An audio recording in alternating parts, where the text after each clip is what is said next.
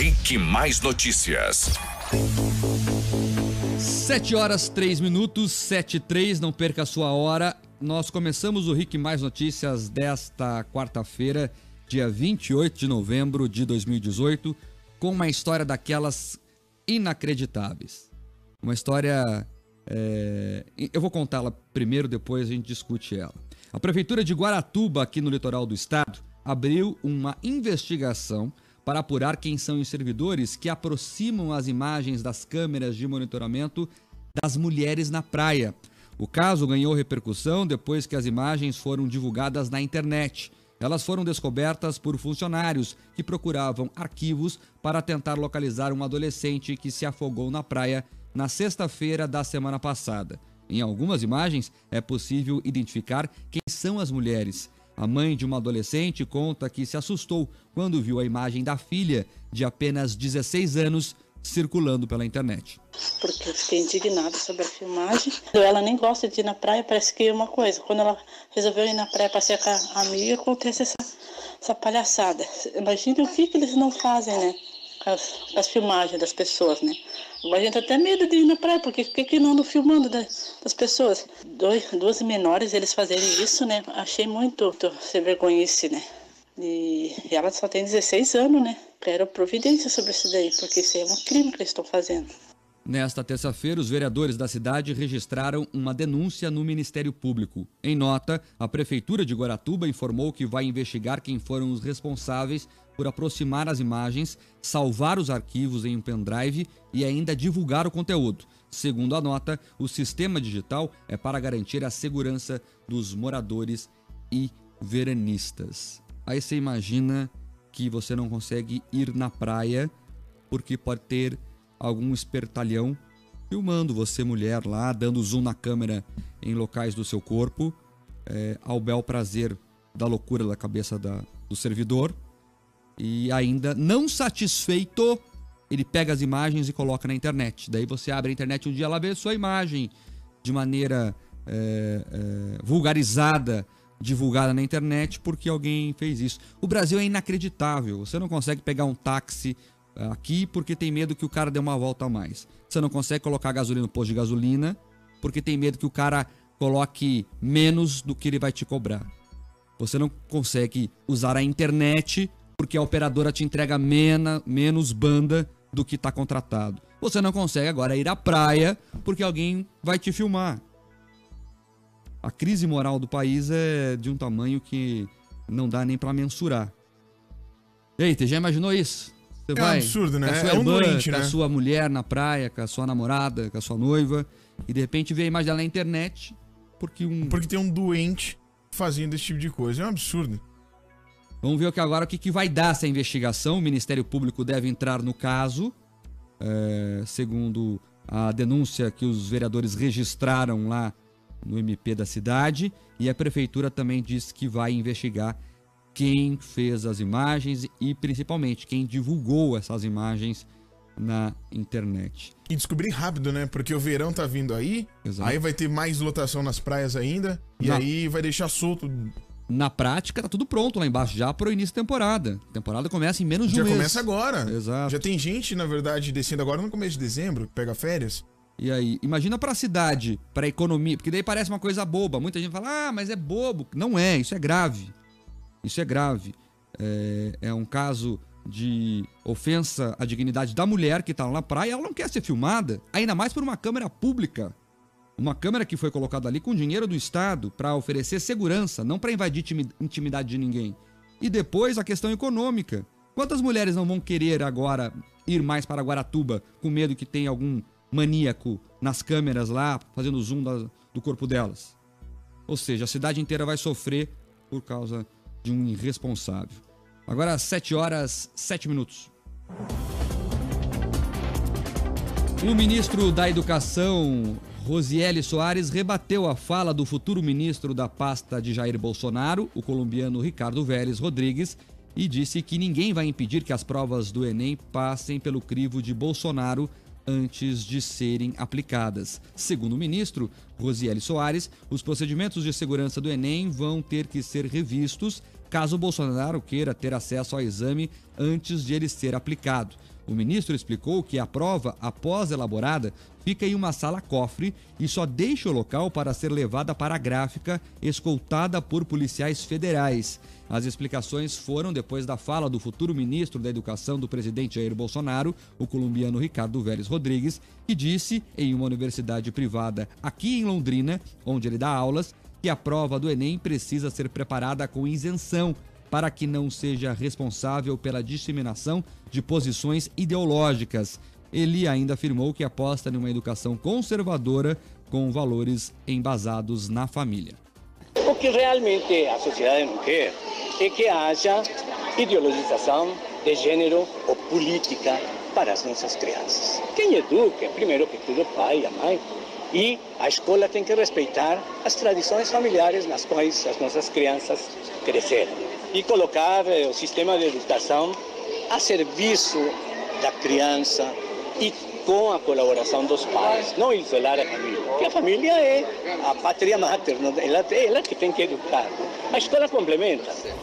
O futuro ministro ainda criticou uma das propostas de Bolsonaro, a educação à distância no ensino médio. Para ele, a figura do professor não pode ser substituída. Essa nunca pode ser a figura do professor substituída em sala de aula. Eu sei que se espalhou muito o ensino à distância, mas eu vejo que sem uma presença do tutor e do mestre, ele cai de qualidade. O aluno gosta de convívio com o professor. O aluno brasileiro quer a presença do professor, não quer a maquininha somente falando para ele. Tá aí, portanto, as posições do futuro ministro da Educação, o colombiano Ricardo Vélez Rodrigues, que primeiro disse que o Bolsonaro revisaria a prova do Enem antes de ela ser aplicada, para ver se não tinha algum tipo de ideologia de gênero, disseminação de doutrinas esquerdistas, algo do tipo, e depois ainda foi contra a fala do próprio Bolsonaro na proposta da educação à distância no ensino médio. A verdade é que esses fatos aí vêm à tona agora, causam muito barulho, principalmente nas redes sociais, mas o momento agora é de calma. Vamos esperar para ver o que vai acontecer. O Bolsonaro nem assumiu ainda. Nem assumiu. O Bolsonaro não é presidente ainda. Então calma, deixa ele assumir primeiro, deixa acontecer. O próximo Enem vai ser lá no final do ano que vem. Muita coisa vai passar, muita água vai rolar embaixo dessa ponte e até lá a gente vê o que acontece. Que a prova do Enem tem questões discutíveis do ponto de vista ideológico, tem aos montes. Basta lembrar aquela questão lá que falava do dialeto travesti, se isso avalia se alguém está preparado para entrar na universidade ou não. Agora, também dizer que o presidente da República tem que revisar uma prova antes de ser aplicada de se refletir se isso é realmente necessário. Vamos esperar para ver o que vai acontecer. Tem muita coisa ainda sendo falada de maneira do rompante, da maneira do jeito que vem, sai. O governo não começou ainda. Deixa o governo tomar pé, o governo entender como funciona o sistema e aí depois, em um segundo momento, isso será discutido. 7h11 agora. E depois de 2 dias de debate na Câmara Municipal de Curitiba, os vereadores aprovaram um reajuste de 3% ao funcionalismo público aqui da cidade. A votação foi acompanhada por representantes dos sindicatos e o número de pessoas foi bem menor que o visto na véspera da primeira discussão, na última segunda-feira, quando os manifestantes lotaram o Palácio Rio Branco. Os servidores queriam um reajuste de 9,48%, referente à inflação desde o último aumento há 3 anos. Agora, o projeto segue para a sanção do prefeito Rafael Greca. O reajuste de 3% beneficia os servidores do Executivo, da Câmara Municipal, das autarquias e fundações, valendo para efetivos, temporários e também os inativos. De acordo com o projeto, o reajuste de 3% terá um impacto de mais de 102 milhões por ano nos caixas da administração municipal a partir do ano que vem. E falando em reajuste de salários, nesta terça-feira, o presidente eleito Jair Bolsonaro disse que a responsabilidade pelo reajuste dos salários dos ministros do Supremo Tribunal Federal é do presidente Michel Temer e que a conta quem vai pagar é a população. Pergunta pro Temer. O Temer que decidiu sancionar, ok? Não, quem vai pagar é toda a população brasileira que vai pagar, é todo mundo. A minha responsabilidade nessa área começa a partir de 1º de janeiro do ano que vem. A partir do ano que vem, os ministros do STF vão passar a ganhar R$39 mil. Eles tiveram um reajuste de 16%, que serve de teto para o funcionalismo. O aumento foi aprovado nesta segunda-feira. Tá, e, portanto, o Bolsonaro, primeiro falando que eu já falei aqui, calma, deixa o governo começar. A responsabilidade dele nem começou. O jornalista ali capcioso, mas o senhor que vai pagar e a imprensa e a população como um todo tem que deixar de achar que quem resolve as coisas em última instância são os governantes. Não é assim que funciona. Quem vai pagar a conta não é o Bolsonaro, é o povo. O que vai acontecer? Ele é um administrador, ele e a equipe vão tirar recursos de algum lugar para pagar isso, mas não é ele que vai pagar. Ah, mas o senhor que vai pagar, ele vai tirar do bolso dele? Não, quem vai pagar é todo mundo. É o Tesouro Nacional, é a reunião dos impostos de todos nós. Então, quando as pessoas torcem pelo pior, quanto pior melhor, vamos ver como é que vai ser e tal, esquecem que também moram aqui, também têm filhos aqui, também desenvolvem suas atividades econômicas nesse país, e se for ruim, todo mundo vai naufragar junto. Então o Bolsonaro saiu muito bem na resposta ali. Quem vai pagar é toda a população, esse 4 bi a mais por mês, que é o que vai custar, segundo o efeito cascata desse aumento do judiciário e também do legislativo, segundo o efeito cascata reforçado. 7h14. Tem ouvinte aí, Tê? Bom, tem ouvinte aqui, Mark. Os taxistas estão falando com a gente aqui que eles ficaram bravos aí com a sua comparação em relação ao Brasil. Eles falaram que não existe mais isso e tudo mais. Ah, tal. não. Eles pediram pra gente se retratar Não aqui no tem ar. retratação, não. Tem gente que faz isso aí. Não tô generalizando, obviamente. Mas tem, ué. Tem pedido aqui de vários taxistas. Eles Azar estão deles. assim, Azar deles. Troca de rádio você ficar vocês precisam se retratar e tudo mais. Não tem retratação, não. Vai pro Rio de Janeiro. Não tem taxista no Rio de Janeiro que faz isso? Tem que parar de mimimi, gente. Vamos encarar os fatos. O brasileiro é muito mimizento. Ai, porque falou de mim, não sei o quê. Vai pro Rio de Janeiro, não tem taxista que faz lá isso? Eu falei que é táxi de Curitiba.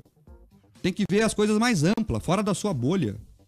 Tem sim, velho. É mentira minha que tem posto investigado aqui no Paraná que coloca menos combustível do que cobra? A operação aí da Polícia Civil aqui do estado que desarticulou essa quadrilha que faz isso? Oi? Tem mais ouvinte aí? Tem mais ouvinte aqui do Capão Raso. Bom dia, Marcos. Se você acha que temos que esperar o Bolsonaro assumir para ver como fica, por que vocês da mídia repercutem notícias e falas do futuro ministro da Educação? O Alfredo Og mandando pra gente. De São José dos Pinhais, você usou as palavras exatas. Crise moral, lamentável. Bom dia, de São José dos Pinhais, a nosso ouvinte mandando pra cá. A gente repercute porque é o assunto do momento. As pessoas estão debatendo isso. É importante falar o que está sendo discutido. O que eu estou dizendo aqui é que não pode se formar opinião sobre um governo que ainda não começou, Alfredo. A gente tem que saber o que está sendo debatido até para criar expectativas. Agora, o que tem gente é formando opinião. Ah, porque é um governo da ditadura militar que o presidente vai verificar a prova. Não, o que eu quis dizer, o governo não começou ainda. Então, é importante saber o que está sendo discutido, mas não se pode formar opiniões consolidadas de um governo que ainda não começou. Ele só responde a partir de 1º de janeiro. Tem mais participação aqui, o Jackson de Araucária falando pra gente. Isso aí é coisa de quem não tem o que fazer ou tem problemas sexuais, comentando sobre o caso de Guaratuba. E a Bia de Santa Cândida falando pra gente, bom dia, hoje é dia de decisão do Furacão. Hoje é importante. Verdade, hoje é um dia importante, né? O Fluminense, enfim. Tem uma teoria maluca rolando na internet, e é uma teoria maluca, daquelas da conspiração, obviamente.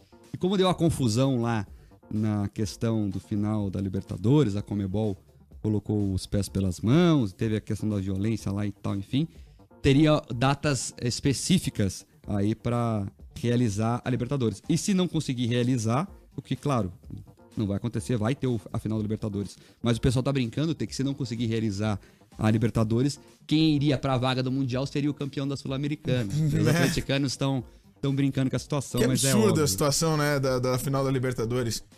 O Marcos de Cascavel tá mandando pra gente aqui. Bom dia, Mark Terriba. Sobre a revisão da prova do Enem que o Bolsonaro deseja fazer, eu concordo, pois minha esposa fez no último domingo a prova do ENAD. Continua uma pergunta tendenciosa sobre o que Marielle Franco contribuiu para a história cultural do país.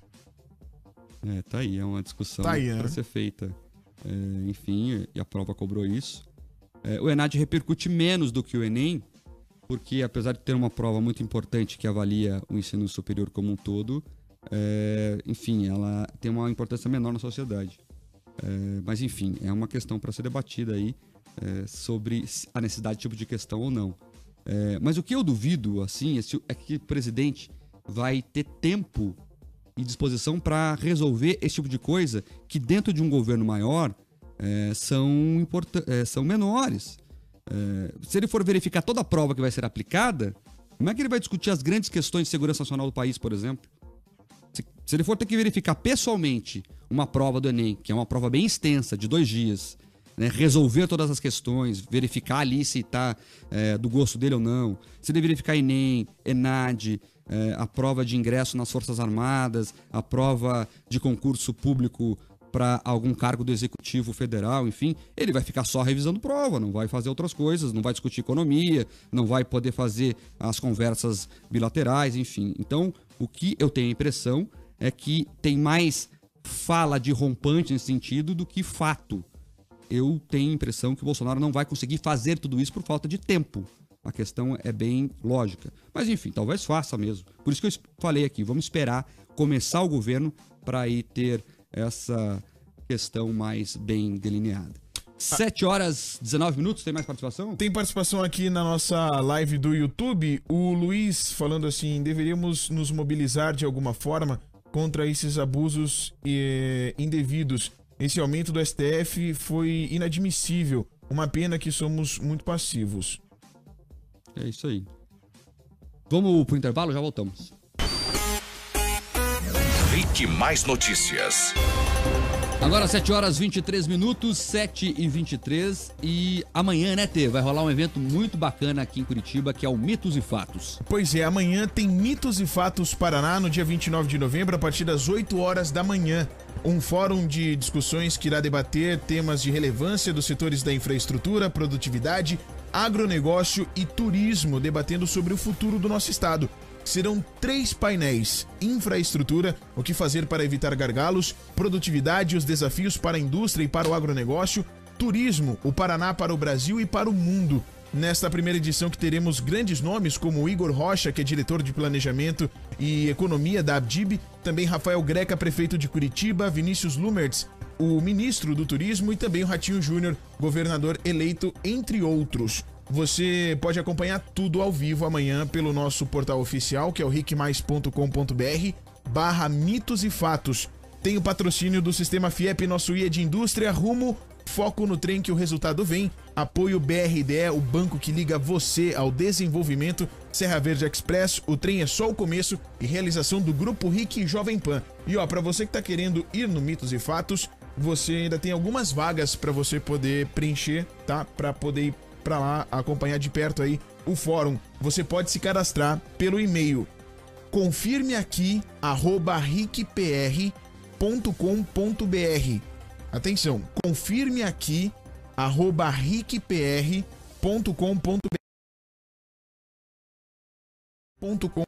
Então mande seu e-mail para ainda. Confirme aqui @rickpr.com.br. Mitos e Fatos, que acontece amanhã a partir das 8 horas da manhã. E se você não vai poder ir, se você é de outra cidade, Cascavel, Ponta Grossa, Toledo, você pode acompanhar tudo pelo nosso portal oficial rickmais.com.br/mitos e fatos. Marcos, chegou uma participação aqui bem interessante da gente falar aqui. Bom dia, gente. Gostaria que comentassem sobre o fato do Fachin ter mandado para a segunda turma a liberdade do Lula. Abraço, o Adão Rodrigo.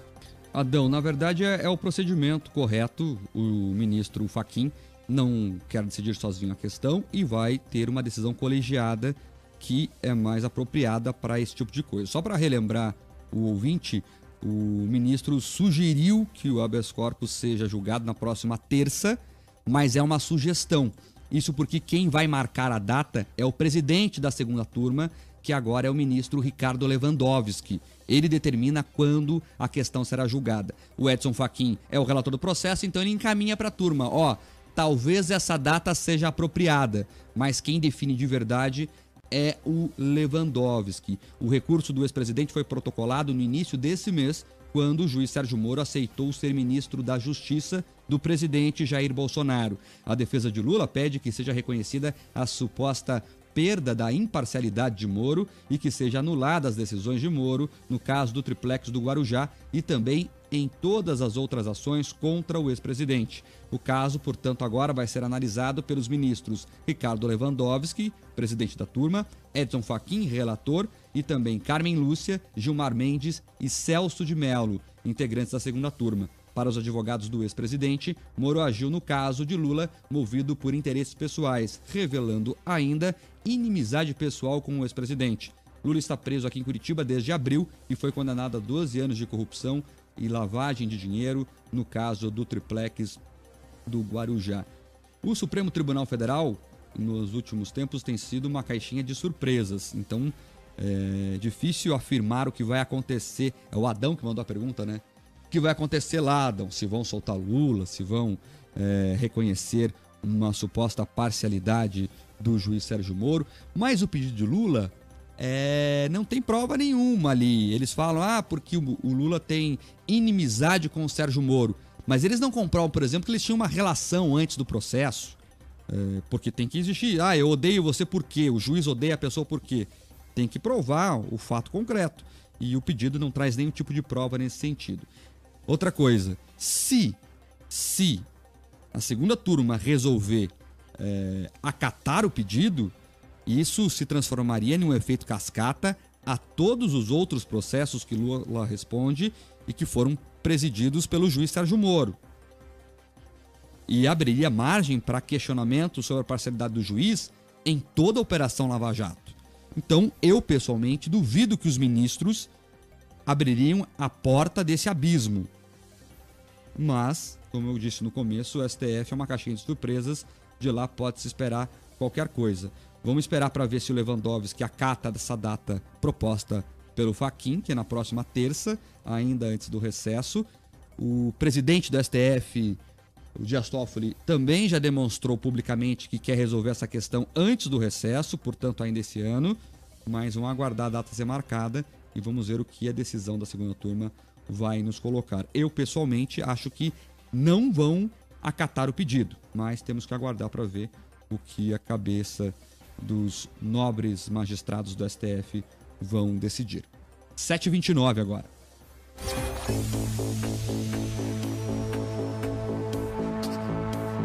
E a presidente do PT e senadora Gleisi Hoffmann usou o plenário para, segundo ela, denunciar o mais novo capítulo do que ela chama de Circo da Lava Jato. É hoje que o TRF4, o Tribunal Regional Federal da 4ª Região, deve julgar o pedido de revisão da pena do ex-ministro e delator Antônio Palocci. Segundo Gleisi, Palocci mentiu ao perceber que entrar no jogo do juiz Sérgio Moro seria sua única chance de deixar a cadeia. Numa fala ensaiada, marcada pelo cinismo, desfiou uma série de mentiras contra Lula. Aquele depoimento sinalizou a total submissão de Palocci às exigências dos procuradores de Curitiba, mas tinha tão baixa credibilidade que o Ministério Público rejeitou sua proposta de delação premiada. Ao beijar a cruz da Lava Jato, Palocci serviu apenas para criar novas manchetes contra Lula. As mentiras rejeitadas pelo Ministério Público e pelo STF acabaram homologadas pelos desembargadores partidarizados do TRF4. E foram vazadas de forma ilegal, leviana e traiçoeira por Sérgio Moro, às vésperas do primeiro turno das eleições. Aliás, prática do Moro, vazamentos ilegais, traiçoeiros. Gleisi ainda afirmou que a maioria dos corruptos da Petrobras cumpre pena em prisão domiciliar e desfrutam da fortuna que roubaram. A maioria dos corruptos da Petrobras e dos corruptores e seus agentes está solta ou cumprindo prisão domiciliar. Aproveitam-se das fortunas que roubaram, graças a acordos de delação premiada em que não disseram a verdade. Disseram o que os procuradores e Sérgio Moro queriam ouvir, para atingir principalmente o PT e perseguir o presidente Lula. Essa é a ação do senhor Sérgio Moro, que não tem outra coisa na vida a fazer senão a sua vingança, seu ódio contra o Luiz Inácio Lula da Silva. Que fique bem claro, se algo acontecer a Lula, a responsabilidade é dessa Operação Lava Jato, que não tem nenhuma responsabilidade com a verdade, com as provas e com o devido processo legal. Os desembargadores do TRF-4 devem julgar hoje se o ex-ministro deixa a prisão para cumprir o resto da pena em casa, em regime semiaberto, com uso de tornozeleira eletrônica. Que comentar dessa fala da Glaze, hein? Enfim, primeiro, não tem nenhum preso da Lava Jato relacionado à Petrobras em casa desfrutando de fortuna. Tanto é que a Petrobras já recuperou mais de 2,5 bi de dinheiro desviado. Então o dinheiro voltou para o caixa da Petrobras e tem mais a caminho. O Ministério Público trabalha para recuperar mais dinheiro desviado. Segundo, ela questiona ali, será que o Sérgio Moro tem mais nada o que fazer do que perseguir o Lula? Sérgio Moro, senadora e futura deputada federal pelo Paraná, ministro da Justiça, futuro ministro da Justiça.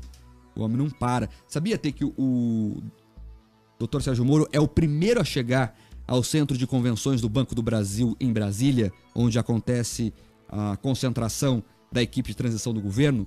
Todos os dias, às 8 em ponto, ele desce lá no centro e começa a trabalhar o dia todo, em reuniões atrás de reuniões. Tanto que se pode ver, dos nomes que vêm sendo anunciados no segundo escalão dos ministérios, o Ministério da Justiça é o que tem mais indicados.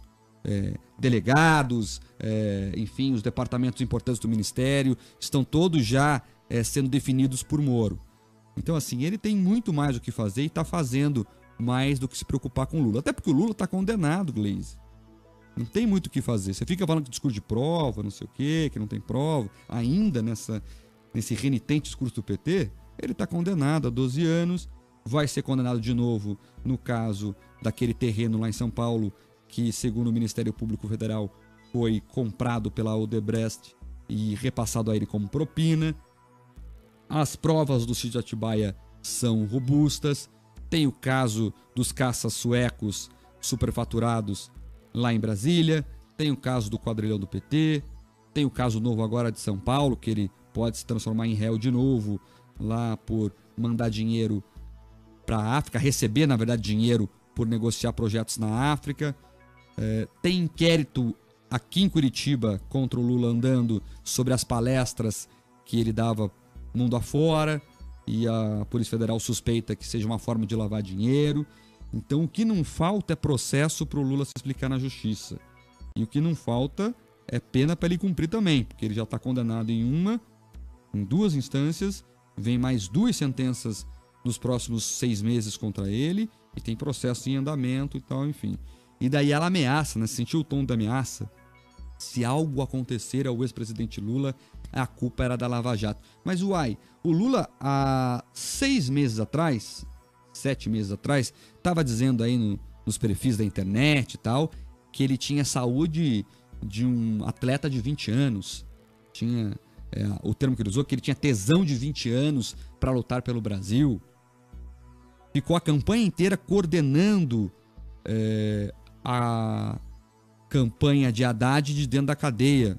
E quem diz isso é o Ministério Público Federal, que chegou a colocar em um dos seus pedidos o termo comitê eleitoral. Os procuradores usaram esse termo, que o Lula fazia da sua cela um comitê eleitoral. Coordenar uma campanha presidencial, você imagina o trabalho que dá, o desgaste mental, enfim, o trabalho intelectual que dá coordenar uma campanha presidencial de dentro da cadeia ainda. O Haddad ia despachar com ele toda segunda-feira. Tinha a lista de políticos esperando para falar com o Lula. Segundo uma reportagem da revista Toé, inclusive ele mandava fazer pagamentos de jatinho a aliados no Nordeste. Lula fez tudo isso até agora. Daí agora passou a eleição que eles perderam, e aí viram que o sonho do indulto não é mais real, acabou. Daí o Lula fica doente, Daí o Haddad sai da cadeia dizendo que ninguém passa incólume, mais de 200 dias na prisão, que o Lula pediu para ele parar de falar que ele tá bem, senão as pessoas vão acreditar. Daí a Gleisi vai pro plenário do Senado dizer que se alguma coisa acontecer com o Lula, como se ele estivesse moribundo por causa da Lava Jato. Aí fica muito fácil perceber aonde o PT quer chegar. Cada um acredita no que quiser, obviamente. Tem gente que discute isso como se fosse verdade. Tem gente nesse momento lá nas cercanias da PF, uma casa alugada que eles têm lá, com um terreno alugado que eles têm lá, todo dia dando o bom dia a Lula. Agora, os fatos são óbvios, estão à luz do sol. Lula é condenado em segunda instância, tem uma penca de processos andando contra ele, e aí a senadora usa o plenário do Senado para dizer e ameaçar que se alguma coisa acontecer contra o Lula é culpa da Lava Jato. Falando nessa questão de indulto, que o Lula não terá mais, é importante reforçar uma informação que circulou ontem. A força-tarefa aqui da Lava Jato calcula que se o indulto de Temer for para frente, 22 condenados aqui no Paraná poderiam se beneficiar dessa questão e sair da cadeia. Segundo o Jornal Nacional, poderiam antecipar a saída da prisão de Eduardo Cunha, Antônio Palocci, Gin Argelo e João Cláudio Genu. Então você imagina toda essa turma na rua de novo, porque se aquele indulto do Temer, que na verdade é do ano passado, mas ainda está sob júdice, está sendo discutido ainda e deve ter uma decisão agora do Supremo, definitiva. Se ele for liberado do jeito que o Temer escreveu, Eduardo Cunha ganha as ruas imediatamente. Antônio Palocci também. Gin Argelo também. João Genu também. João Genu era o homem forte de José Janene, um dos inventores do petrolão. O Genu era o cara que fazia as cobranças à moda antiga, inclusive. Tem um depoimento de um delator, agora é muito delator, me fugiu aqui, mas se não me engano é um delator da UTC, é o Ricardo Pessoa, dono da UTC, da construtora UTC, que conta que o Genu uma vez foi cobrar uma propina e ele chegava a ameaçar pessoalmente, fisicamente, a moda antiga. Chegava com um carro escuro de vidro preto, usava a palavra de baixo mafioso calão. Mesmo. Mafioso, pistolona na cintura. E aí, cadê a propina? Tá lá no processo, em um dos processos da Lava Jato. Então, esse tipo de gente da mais alta periculosidade e o indulto de Temer, editado ano passado, pode colocar na rua. O Palocci tá para sair. Hoje, inclusive, sai a decisão do caso dele. O tribunal lá de Porto Alegre, que é o responsável por revisar as questões da Lava Jato aqui do Paraná, vai analisar a questão. O relator do caso, o desembargador Gebran Neto, já entendeu que Palocci contribuiu muito com as investigações e talvez mereça aí ter o seu acordo de delação executado. Ou seja, ele fez a parte dele, entregou informações e teria entregue provas confirmando-as e agora poderia ser solto. Vamos ver o que os outros desembargadores da turma, o Paulsen e o Gebran, enfim, vão achar da questão e vão deliberar. A aposta nos bastidores é que Palocci vai para casa. Mas vamos esperar para ver o que vai acontecer. A delação do Palocci tá só no começo, viu? Tem muita coisa a vir, muita coisa a vir. O foco dos depoimentos dele não são mais o Lula. Ele fala muito do Lula, até porque tinha uma relação muito próxima, mas o foco principal é Dilma Rousseff, de quem Palocci foi batedor canino. O Palocci, a função do Palocci no PT durante a campanha da Dilma era colar nela para não deixar ela dizer besteiras, o que entre nós é quase impossível, mas enfim, a função dele no PT era grudar na Dilma para não deixar ela prometer coisas que não podia, para não deixar ela falar besteira e tal. Então esse era o nível de relação dos dois. E aí a Dilma fica falando que é uma mulher honrada. Lembra o discurso do PT? Que a Dilma é honesta, honrada, que foi injustiçada com impeachment. Mas daí a amiga pessoal do Palocci tá preso por corrupção, condenado por corrupção. Como é que alguém é tão próximo de um corrupto? Como é que alguém trabalha com corrupto desse jeito e é honesto e probo? Enfim, vamos ver o que vai acontecer. Mas segundo o entendimento, inicial da Justiça, Palocci teria contribuído muito já com as investigações e pode, quem sabe, ir para casa. Vamos ver o que a turma vai decidir. E o que eu adianto para os ouvintes é: se preparem, porque tem muita coisa a vir. Quem acha que a Lava Jato acabou, que agora o Moro foi para Brasília, que não tem mais o que investigar por aqui, se engana. A Lava Jato entra agora com o seu radar principal em torno de Dilma Rousseff. As delações do Palocci são bombásticas, depoimentos que ainda não vieram à tona e que, quando vierem, vão revelar os bastidores da corrupção do governo Dilma Rousseff. Até agora, muito se falou do governo Lula. Os desvios, as conversas da Odebrecht com Lula, da OAS com Lula, das outras empreiteiras do cartel com Lula, mas a verdade é que esse mesmo dinheiro pagou as duas campanhas de Dilma Rousseff e ela está envolvida até o pescoço nessa questão. Palocci entregou tudo, tanto é que os juízes, os magistrados lá de Porto Alegre, estariam satisfeitos com a eficácia, com o conteúdo da delação de Palocci e analisam executar o acordo e deixar ele para casa. É importante deixar isso claro para o ouvinte, que tem muita gente assim, mas ficou muito pouco tempo preso, enfim, a justiça tem que ser mais dura, e talvez até tenha alguma certa razão, mas é importante reforçar que os juízes não vão fazer uma possível liberação do Palocci da cadeia, do regime fechado pelo menos, porque são bonzinhos, porque foram tocados pela crise moral do Palocci que resolveu falar a verdade. Não, é um acordo nos moldes de um acordo frio e calculista. Você entrega informações e em troca eu te liberto da cadeia. O acordo é esse. Palocci fez a parte dele, entregou as informações que podem servir inclusive para denúncias contra uma ex-presidente da República. Então veja a qualidade dessas informações. E agora que é a parte dele, que é ir para a prisão domiciliar ou quem sabe um outro tipo de regime menos penoso do que o regime fechado. Eu não acho que o Palocci é gente boa de nenhum jeito. Para mim, ele é um petista corrupto, condenado como qualquer outro. O que acontece é que ele foi um oportunista de entender a situação, que ia ficar preso talvez para o resto da vida, e falou: então eu não vou morrer sozinho em tudo isso, eu vou entregar o que eu sei. É apenas isso. Ele é um condenado pela justiça, tão errado como qualquer outro preso pela Lava Jato. O que acontece é que ele entendeu que podia livrar a própria pele entregando os colegas. O famoso X9, o famoso dedo duro, e a lei brasileira acabou beneficiando ele com a questão da delação premiada, e a lei brasileira também se beneficia, porque ele entregou coisas lá que não seriam descobertas se não fosse ele falando, que são reuniões assim, que estava ele, a Dilma e o Lula. Então, são relatos que não teria como alguém saber se não fosse ele contando. Daí vem o discurso do PT, mas veja, é só a palavra dele. Mas aí ele apresentou as provas, a reunião aconteceu, tá na agenda do fulano, tá na agenda do fulano, tem a ata tal, tem a câmera tal, tem o motorista que me levou para a reunião, tem o motorista que levou o dinheiro pro Lula no Instituto. É nesse nível a delação do Palocci, é muito bem fundamentada.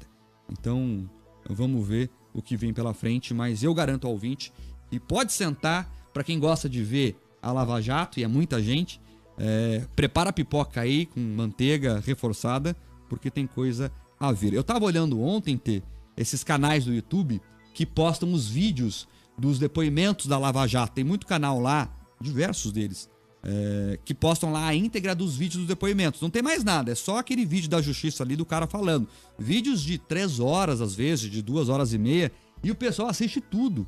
Então, a fome do brasileiro pela informação real é uma coisa impressionante. Tem vídeo lá com 1 milhão de visualizações de um depoimento que é uma coisa chata, uma coisa maçante, de um cara falando sobre corrupção e os meandros do poder durante 2 horas. E o pessoal assiste tudo.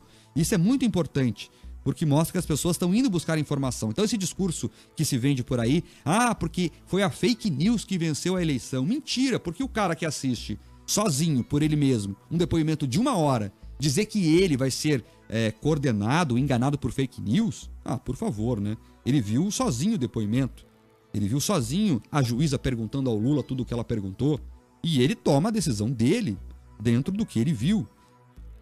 O cara daí vê um vídeo de 2 horas de um depoimento, e o PT quer falar que ele viu uma corrente do WhatsApp, e foi isso que convenceu ele. Não foi o depoimento, não foi as provas da justiça, não foi o inquérito do Ministério da Polícia Federal, não foi a denúncia do Ministério Público. Enfim, vamos tocar aqui. 7h46, tem ouvinte aí, Tê? Bom, o pessoal tá falando aqui em relação realmente a esse induto aí que o Temer pode liberar. E tá todo mundo meio que nessa angústia, né? O que pode acontecer? O Lula realmente pode sair da cadeia? Na verdade, assim, é o que eu falei aqui. É muito difícil o Lula sair da cadeia na situação atual. Mas eu reforço aqui, o STF é uma caixa de surpresas. Eu duvido que alguém no Brasil afirme com certeza, nem o mais gabaritado jurista desse país não tem condição de falar assim, não, vai acontecer isso. O que a gente faz é aproximações de acordo com a configuração posta. A gente acha, eu acho, e uma corrente importante de pessoas que atuam nos bastidores da Lava Jato acha muito difícil o STF colocar Lula na rua. Vai criar uma insegurança jurídica muito grande, inclusive em torno da Operação Lava Jato, que, independentemente da opinião política, é um patrimônio da sociedade brasileira hoje. Se você fala que porque qual que é o pedido do Lula? Dizendo que o Moro é imparcial. Que o Moro é parcial. Que o Moro estaria perseguindo pessoalmente o Lula. Se o STF entende que isso é verdade, de cara, todos os processos contra o Lula julgados pelo Moro já tem problemas. Já imaginou a repercussão social disso? E abre brecha, se o juiz for parcial em um caso, ele é parcial em todos os outros correlatos. Então vai abrir brecha para todo mundo da Lava Jato questionar o Moro. E aí, imagina, a Lava Jato acabou. Então eu imagino que a segunda turma do STF não terá coragem de acabar com a Lava Jato numa canetada. Mas, reforço aqui, o STF é uma caixa de surpresa, tem que esperar para ver. Lá tem Gilmar Mendes, lá tem Lewandowski. O Gilmar Mendes deu o HC de ofício esses tempos atrás. Quem diria que alguém faria isso? Alberto Richa, aqui, ex-governador do Paraná. De ofício. É inexplicável. A gente conversa com os especialistas em direito penal, em processo penal, eles ficam olhando assim, ninguém entende o que aconteceu ali. Mas deu. Beto Richa tá na rua. Então, assim, tudo leva a crer, conscientemente, o STF não deveria fazer isso. Mas tem que esperar para ver o que vai acontecer. Então, respondendo definitivamente ao ouvinte, existe sim a possibilidade de Lula ir pra rua se o STF julgar procedente esse pedido. Mas eu, pessoalmente, acho muito difícil. Bom, o Castellani manda pra gente aqui. Bom dia, pessoal. Vamos comemorar a notícia boa. Hoje, os oficiais formados em 1998 na Academia Militar das Agulhas Negras completam aí 20 anos de formação. Grande abraço pro pessoal lá do 5º Batalhão de Suprimentos de Curitiba. Lá no abraço, Pinheirinho, né? Pois é, e tem que mandar abraço também pra Polícia Militar e pra Polícia Civil. Elas conta aí por quê. Todo mundo escuta a gente. Mas conta aí por quê. A gente ficou mandando abraço isso. pra Polícia Civil e daí o pessoal da Polícia Militar ligou. Mas vocês mandam um abraço só pra Polícia Civil? Não, a gente vai mandar abraço pra todo mundo. A gente manda abraço agora pra Polícia Militar. Também mandar um abraço pro pessoal do BOP. Sim. Porque, final de semana vai ter corrida do BOP, sábado à noite. E eu e o Fernandinho a gente vai correr, porque ontem eu completei 5 quilômetros, olha que beleza. E daí, é mentira isso. Verdade, fechei 5 quilômetros ontem. Quem mediu e daí, a distância? A esteira. Bom, a esteira é mais confiável. Aí a gente vai participar sábado à noite, tem corrida do BOP, tá? É bem legal, pro pessoal de Curitiba, então quem quiser se inscrever também pode se inscrever lá na corrida do BOP. Os caras são muito parceiros nossos, todos escutam aqui a Jovem Pan, Deixa o eu BOP. aproveitar, Tê, é que eu tava na rua dirigindo, eu não consegui. A Polícia Militar como um todo tem um carinho muito grande por esse jornal, mas o pessoal do BOP é mais ainda, eu acho. O pessoal do BOP é alucinado, na rua são muito gente dias, boa. Dirigindo, e teve eu não tava dirigindo, não consegui anotar o nome, mas aí teve uma viatura do BOP que parou, tava o vidro aberto, olhou, e os caras reconheceram, mandaram abraço. Manda abraço pra gente, eu não consegui anotar o nome. Mas, assim, sensacional. É muito legal o carinho que a Polícia Militar tem com esse jornal, e até porque esse jornal tem a consciência da importância dessa corporação para a instituição. Tem muita gente da imprensa caviar que fala que a polícia mata demais, que a polícia erra demais, enfim, mas a gente tem consciência que a polícia faz o que tem que ser feito. Enfim, talvez erre também em alguns pontos específicos, mas 99% da corporação quer construir uma sociedade melhor e tem o respeito desse jornal. É isso aí, então todo mundo aí da Polícia Militar, da Polícia Federal também, né, que escutam a gente, da Polícia Civil, pessoal do BOP. O pessoal do BOP também, em especial, esse agente Alexandre, falou que vai correr do meu lado fardado 5 quilômetros, olha só que loucura. O coturno? Vai tudo? correr fardado, 5 quilômetros do meu lado. Daí eu e o Fernandinho, a gente vai correr lá. Pois é, que loucura, né? Bom, gente, seguinte, ó, tem um recado bem importante aqui. Se o seu relacionamento aí não está tão quente quanto era antes, sua parceira vive reclamando, o seu marido não te procura mais e você acha que ele tá te traindo, calma. Isso pode ser só um problema de ejaculação, de ereção e ejaculação precoce. Não se preocupe, porque a Master Medical Group pode ajudar você sim. Ligue agora a 4020-8811 e fale com quem é a número 1 em tratamento de saúde sexual masculina. Na Master Medical, você será atendido por uma equipe multidisciplinar, altamente qualificada, com tratamento complexos e completos, tá? E medicamentos de última geração. Não perca mais os bons momentos da sua vida. Ligue agora a 4020-8811 e marque já a sua consulta com a Master Medical Group, nossa parceira aqui do RIC Mais Notícias. Vamos pro intervalo, Mark. Daqui a pouco a gente volta com muito mais aqui na Jovem Pan. RIC Mais Notícias. Agora 7 horas e 55 minutos, 7h55. Vamos falar dos ouvintes aqui que estão participando de maneira muito grande aqui. Mas antes, ter só uma informação rapidinha, que vai ser provavelmente o assunto de amanhã e vai ser o assunto que você vai ver durante todo o dia no noticiário dos outros veículos. Hoje deve ser protocolada uma CPI para investigar o programa Mais Médicos. Então, uma CPI deve ser protocolada hoje no Congresso Nacional. Vai acontecer para investigar os bastidores dessa contratação do governo do PT com Cuba. O deputado Jerônimo Giorgen já reuniu 171 assinaturas necessárias para a abertura da CPI. Então, amigo, se prepara, porque os termos secretos dessa investigação virão à tona na próxima legislatura. Esperamos saber os detalhes disso tudo. E aí, como é que tá a participação aí? Bom, o pessoal tá mandando mensagem aqui também. Ó, o José Moraes falou o seguinte: bom dia, sou guarda municipal de Curitiba, meu nome é José Moraes e todas as forças de segurança escutam o programa. Mande um abraço também para os guardas municipais, pois também somos operadores de segurança. É verdade, guarda municipal também escuta a gente. Todas as forças, né? Guarda municipal, polícia militar, polícia civil, BOP, é demais, meu. Então, muito obrigado pela audiência também. A Guarda Municipal, que faz um importante trabalho também auxiliando a isso. Tem muita gente aqui na live. Um deles é o Cláudio Novatsky, dizendo: a Glaze não passa vergonha, primeiro porque ela não sabe o que é isso.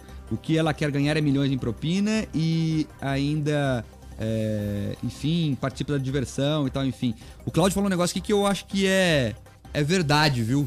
Eu acho que a Glaze não passa vergonha, não. Não, acho que ela acredita nessas coisas mesmo. E é um direito dela acreditar também, deixar claro aqui. Nós vivemos uma democracia, cada um acredita no que quiser. Eu já acredito que, assim, ela fala realmente convicta daquilo, entendeu? Sim. Tipo um devaneio, assim, sabe? Pois quando ela você vai lá e conta uma coisa achando que realmente aquilo é verdade, é tipo isso. Ela vai semana sim, semana também ver o Lula na cadeia. Alguém vai ver um preso que não acredita? É tipo mãe ver filho. Tem mãe é o seguinte, que sabe que o filho erra, mas é filho dela. Ninguém pode falar mal dele. E a gente tem que compreender. É amor de mãe. A Glaze não é mãe do Lula, mas ela tem um carinho muito especial por ele, porque ela vai toda semana lá ver ele na cadeia. Você imaginou o desgaste que é entrar numa prisão? Por mais que a PF não seja aquele presídio tradicional, tem facilidades para visitação, enfim, é um ambiente limpinho, um prédio bonito, é um escritório. Enfim, a Glaze vai lá todo fim de semana, toda semana ver ele. Então, ela gosta muito dele, então eu acho que ela acredita nessas histórias que ele é inocente mesmo. Eu só queria entender o seguinte, né? Se, por exemplo, Mark, eu e você, a gente vai falar assim: nós não vamos vir trabalhar durante um mês, porque a gente vai visitar um parente nosso preso lá no Rio de Janeiro. Você acha que, por exemplo, a empresa vai pagar nosso salário tranquilo assim? Vai nada. Que nem aconteceu com ela, que ela ficou um mês e meio aqui na PF, recebendo salário de senadora, mas sem trabalhar. Você volta sem o emprego, né? Pois é. Você volta sem o emprego. Qualquer pessoa, né? Então... Agora eu concordo com a Márcia aqui, ela tá na live, a Márcia Araújo, dizendo que pelo menos a Glaze tem uma qualidade. Ela escolheu um lado e vai até o fim. Isso é inegável mesmo. Essa fibra, ela tem. Verdade. E vai até o fim mesmo. Ela era senadora, já foi... Não sei se dá pra dizer rebaixado, o termo é forte, porque o deputado federal é tão importante quanto o senador. Mas enfim, ela deixou de ser senadora e virou deputada federal. Então assim, ela tá... readaptando a vida política dela em relação a essa defesa intransigente em relação ao Lula. Tem mais recado aí, Tê? Tem recado pro pessoal, pra lembrar aí, tá? Amanhã, tem aí o Fórum Mitos e Fatos Paraná. Começa 8 horas da manhã, tem as últimas vagas ainda para você poder se cadastrar. Para você se cadastrar é muito fácil. Você manda o seu e-mail para confirmeaqui@ricpr.com.br. confirmeaqui@ricpr.com.br. RIC é RIC. confirmeaqui@ricpr.com.br. Você se cadastra no e-mail, tá, do Mitos e Fatos, para você poder participar aí desse fórum que acontece amanhã a partir das 8 horas da manhã, um fórum de discussões que irá debater temas relevantes dos setores de infraestrutura, produtividade, agronegócio e turismo, debatendo sobre o futuro do estado. Serão 3 painéis bem importantes, tá? Infraestrutura, o que fazer para evitar gargalos, produtividade, os desafios para a indústria e para o agronegócio, turismo, o Paraná para o Brasil e para o mundo. Nesta primeira edição, que teremos grandes nomes como o Igor Rocha, diretor de Planejamento e Economia da Abdib, Rafael Greca também, o prefeito de Curitiba, Vinícius Lumertz, ministro do Turismo, o Ratinho Júnior, governador eleito, entre outros. E você pode acompanhar também tudo para você aí de outras regiões pelo nosso portal oficial, o ricmais.com.br/mitos e fatos. Tem o patrocínio do Sistema FIEP, nosso IA de indústria, rumo, foco no trem que o resultado vem.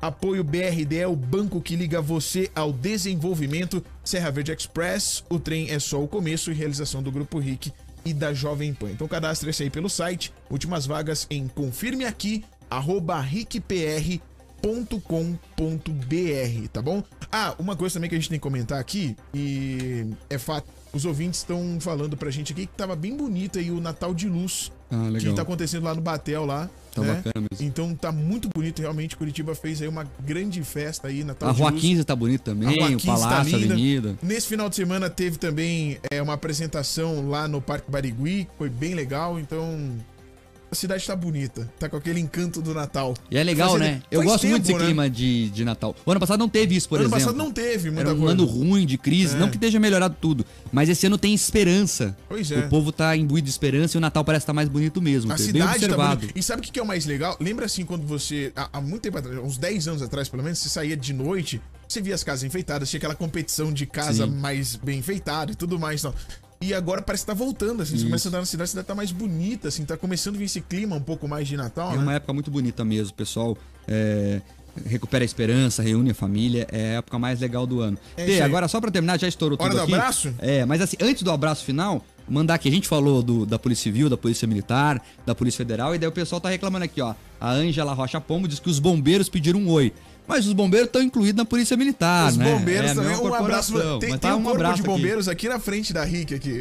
Exatamente, o pessoal ali que cuida da questão do SEAT, enfim. E também tem alguém agora, aqui ó, o Ângelo Henning, dizendo que as empresas privadas de segurança também nos ouvem. Então um abraço para os seguranças aí da iniciativa privada, que também são muito importantes nesse processo como um todo. Vamos para o abraço final, Tê? Abraço final. Hoje vou mandar abraço aí pra Graziele e pro Arlindo, que estão me esperando hoje para um desafio dos ouvintes. Vou começar a cumprir os desafios dos ouvintes. A sua avó tá respondendo coisa ainda no Instagram? A gente vai fazer uma segunda rodada semana que vem. A avó do T é sensacional. Só pra dar um spoilerzinho, é que você coloca no Stories, daí fica lá ou não? Não, o meu tá salvo. Então a pessoa vê ainda. Daí a moça perguntou pra ela alguma coisa assim, eu quero esquentar a relação com meu marido. E a avó Terribas foi lá e deu a resposta e tal. Quantos anos ela tem? Minha avó tem 71 anos. É uma garota de 17 com 71 anos. Sensacional. Maravilhosa. O meu abraço final vai pra Dani Goss. Ela que é estudante de medicina na PUC. E diz que o pessoal por lá gosta muito da gente também. Então um abraço a todo mundo da medicina da PUC. Em especial a Dani Goss, que é amiga do Júlio Boing. O cara tem sobrenome de dono de fábrica de avião, né? De avião, tá tranquilo. Dani Góes, um beijão pra você, obrigado pelo carinho enorme que você empresta a esse Rádio Jornal. O Denian volta amanhã, o pessoal tá preocupado na live ali. Quero mandar um beijo a todo mundo que me xingou na live, amo todos vocês. O pessoal tá com muito ódio, eu não sei porquê. Tá com ódio e tal. Tem um pessoal na live ali, tem um pessoal na live ali que fica falando umas besteiras, a gente vai dar um jeito, entendeu, pessoal? Parem. Aquilo ali é um fórum de discussão de ideias legais, não é pra ficarem se matando ou ficarem falando besteiras. E o legal é isso, porque assim, ter posições diferentes também é legal. É isso que faz a gente crescer. Claro. Quem só concorda com você, só te adula. Né? Eu gosto de quem me critica porque a gente cresce, a gente pode estar errado, depois reconhece o erro, enfim. É muito legal essa interação com os ouvintes, é isso que faz esse jornal o sucesso que é. Vambora então, Tê? Vambora, então siga a gente no Instagram, eu sou o Terribas, procura aí no Insta, o Terribas, T-E-R-R-I-B-A-S. Tem o Denian, que é Denian CC. E o seu, Mark? O meu é Mark Souza, Mark com C mudo, underline Souza, e o Souza tem S no final. Tchau, Tê, até amanhã. Tchau.